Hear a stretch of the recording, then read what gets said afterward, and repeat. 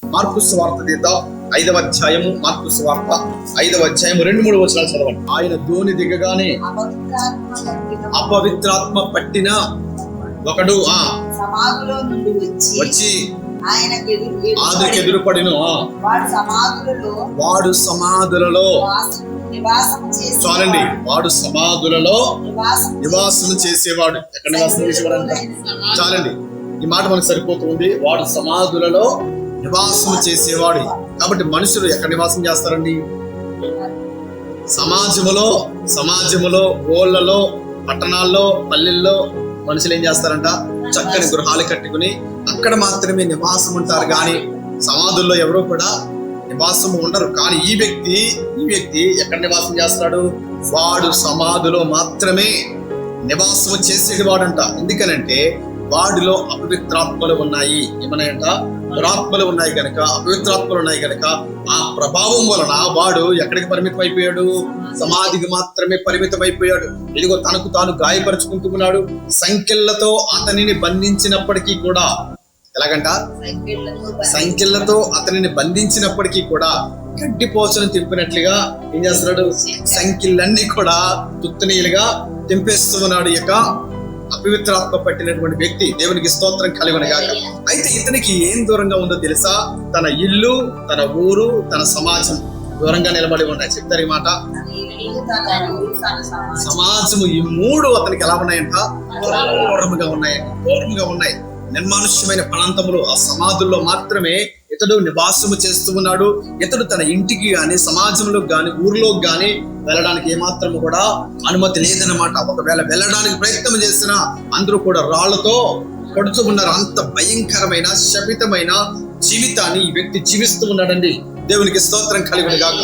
ఇప్పుడు తన కుటుంబం దూరంగా ఉంది, తన ఊరు దూరంగా ఉంది, తన బంధువులు దూరంగా ఉన్నారు, తన సమాజం కూడా అతనికి దూరంగా నిలబడి ఉన్నారు. ఒంటరిగా ఒక్కడు మాత్రమే ఏం చేస్తాడంట? పగలనక రేయనక ఎండలో వర్షంలో ఆ సమాధులు ఏం చేస్తున్నాడు? అలాగ భయంకరమైన దుర్భరమైన జీవితాన్ని జీవిస్తూ ఉన్నాడు. చూడండి, అలాగ ఒంటరిగా మగ్గిపోతున్న ఈ వ్యక్తి దగ్గరికి ఎవరు వెళ్ళారంట? ప్రభువైన యేసయ్య, దేవునికి స్తోత్రం కలుగునుగాక, తన శిష్యులను వెంట పెట్టుకుని ఇదిగో మరి సముద్రము దాటి ఆ యొక్క గెరాసీనుల ప్రాంతంలో ప్రవేశించి నేరుగా ఆ వ్యక్తి దగ్గరికి వెళ్ళి అక్కడ ఆ వ్యక్తిని దేవుడు ఏం చేశాడంట? స్వస్థపరిచాడండి. దేవునికి స్తోత్రం కలుగునుగాక. ఇది ఎంత అద్భుతమైన కార్యం ఏంటంటే, చూడండి, అప్పటి వరకు కూడా అతను ఎవరు కూడా సాధు చేయలేకపోయారు. మాట కనబడుతుందండి. ఆ వ్యక్తిని ఎవరు కూడా సాధు చేయలేకపోయారంట. సరే, అంటే ఎవరు కూడా ఆ వ్యక్తిని బాగు చేయలేకపోయారు. అందరూ కూడా చేతులు ఎత్తేశారు.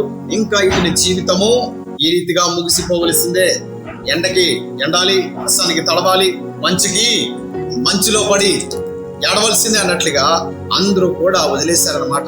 అలాగ అందరి చేత తృణీకరించబడిన, విసర్జించబడిన, దుర్భరమైన, శపితమైన జీవితాన్ని జీవిస్తున్న ఈ వ్యక్తి దగ్గరికి నజరేయుడైన యేసు ఏం చేశాడట? నడుచుకుంటూ వెళుతూ ఉన్నాడు. దేవునికి స్తోత్రం కలుగునుగాక.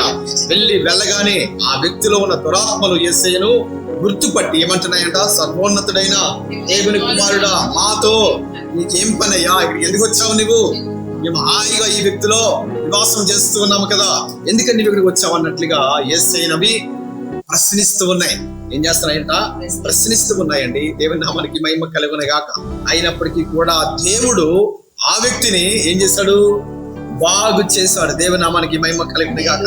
ఇది ఆ వ్యక్తి జీవితంలో అద్భుతమైన కార్యం. ఇది చాలా శ్రేష్టమైన, ఆశ్చర్యమైన కార్యం అన్నమాట. అప్పటి వరకు కూడా ఆ వ్యక్తి ఆ రీతిగా ఉన్నాడని ఆ వ్యక్తికి కూడా తెలియదు. ఎందుకని తెలియదండి? ఇంచుమించుగా 2000 దురాత్మలు ఏంటంట? 2000 దురాత్మలు ఉన్నాయి కనుకనే ఆ వ్యక్తి ఎక్కడున్నాడో తెలియదు, ఒంటి మీద బట్టలు ఉన్నాయో లేవో తెలియదు, ఎలా పిచ్చిగా వ్యవహరిస్తున్నాడో కూడా అతనికి తెలియదు అనమాట. అతను చేసేటువంటి చేష్టలు ఆ వ్యక్తికి తెలియవన్నమాట. దేవునికి స్తోత్రం కలుగునుగాక. ఇప్పుడు ఈ కాలం అనుకోండి, చక్కగా కెమెరాల్లో, ఫోన్లో ఏం చేస్తాం మనము? ఆ వీడియో తీసి ఆ వ్యక్తి బాగుపడిన తర్వాత ఇవనయ్యా నువ్వు ఈ రీతిగా ఉన్నావని చూపించే వాళ్ళము. కానప్పుడై ఉన్నాయండి? లేవు కదా. కరెంటు కూడా లేనటువంటి పరిస్థితి ఆ కాలంలో జరిగినటువంటి సందర్భం ఇది. దేవుని నామానికి మహిమ కలుగునుగాక. కాబట్టి చూడండి, ఆ రీతిగా ఎంతో మరి దుర్భరమైన జీవితంలో మగ్గిపోతున్న ఈ వ్యక్తిని యేసయ్య ఏం చేశాడంట? నోటి మాటతో స్వస్థపరిచాడంట. ఏమాట అంట? నోటి మాటతోనే స్వస్థపరిచాడండి. ఆ దురాత్మలను గద్దించగానే అవి ఆ వ్యక్తిని వదిలి మారిపోయాయి. దేవుని నామానికి స్తోత్రం కలుగును గాక. అప్పుడు యేసయ్య ఆ వ్యక్తితో పలుకుతున్న అద్భుతమైన మాట ఏంటో తెలుసా? 19వ వచనం చదవండి.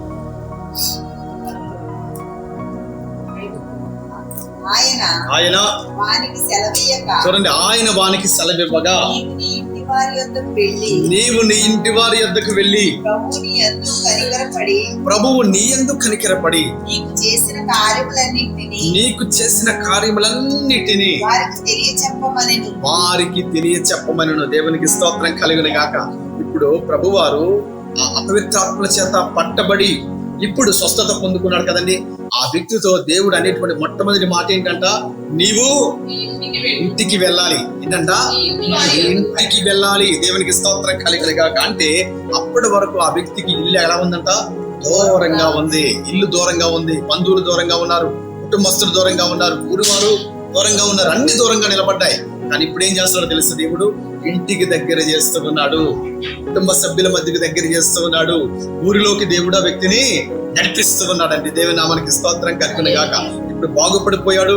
చక్కని తెల్లటి అంగీ ధరించి చక్కగా తల బాగా నున్నగా దుబ్బుకుని ఇదిగో మరి బాగు చేయబడి స్వస్థపరచబడి ఒక సామాన్యమైనటువంటి నార్మల్ గా ఉన్నటువంటి వ్యక్తిలాగా ఏం చేస్తాడంట? తన ఊరిలోకి వెళుతూ ఉండగా ఎదురైన ప్రతి ఒక్కరిని కూడా గుర్తుపట్టి మాట్లాడుతూ ఉన్నాడండి. దేవుని నామానికి స్తోత్రం కలుగును గాక. అందరినీ పలకరించుకుంటూ వెళుతుంటే ఆ ఊరి వారందరికీ ఏం కలుగుతుందంట? ఆశ్చర్యం. ఏంటి ఈ వ్యక్తి ఇలా మారిపోయాడు? ఎవరు ఈ వ్యక్తిని బాగు చేస్తారు? ఎవరు ఈ వ్యక్తిని మరి స్వస్థపరిచారు?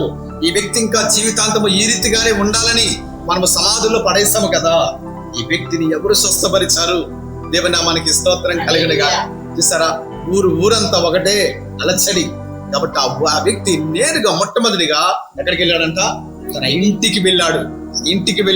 తన తల్లిదండ్రుల దగ్గరికి వెళ్ళాడు, తన బంధువుల దగ్గరికి వెళ్ళాడు, తన అన్నదమ్ముల దగ్గరికి వెళ్ళాడు. అందరితో కూడా చాలా స్నేహంగా దేవుడు చేసిన అద్భుతమైన కార్యమును తన ఊరంతా కూడా ఏం చేశాడంట? ప్రకటించాడండి. దేవుని నామానికి మహిమ కలుగును గాక. ఇది ఆశ్చర్యమైన కార్యము, దేవుడు చేసిన అద్భుతమైన కార్యం ఇది. దేవుని నామానికి స్తోత్రం కలుగును గాక. కాబట్టి మనకి ఏది దూరంగా ఉంది, ఎలాంటి పరిస్థితి మనల్ని వెంటాడుతూ ఉంది, ఎలాంటి పరిస్థితులు మనకు దూరంగా నిలబడి ఉన్నాయో దేవుడి వాక్యం ద్వారా మనతో మాట్లాడుతూ ఉన్నాడని. దేవునికి స్తోత్రం కలుగును గాక. లేయా జీవితంలో చేసిన అద్భుతమైన కార్యము, ఈ గెరాసీను ప్రాంతంలో అపవిత్రాత్మల చేత బాధపడిన ఈ వ్యక్తి జీవితంలో దేవుడు చేసిన అద్భుతమైన కార్యములు దేవుడు మన జీవితంలో కూడా చేయబోతూ ఉన్నాడు. మన జీవితంలో ఏదైతే దూరంగా నిలబడి ఉన్నాయో అవన్నిటినీ కూడా దేవుడు మనకు దగ్గర చేయబోతూ ఉన్నాడు. ఒకవేళ లేమైన, ఆర్థికమైన, అనారోగ్యమైన, బలహీనత అయినా, అశాంతి అయినా, నెమ్మది లేకపోవడమైన, సమాధానమైన ఏమైతే మనకు దూరంగా ఉన్నప్పటికీ కూడా దేవుడు వాటిని మనకు దగ్గర చేయబోతూ ఉన్నాడు. దేవునికి స్తోత్రం కలుగును గాక.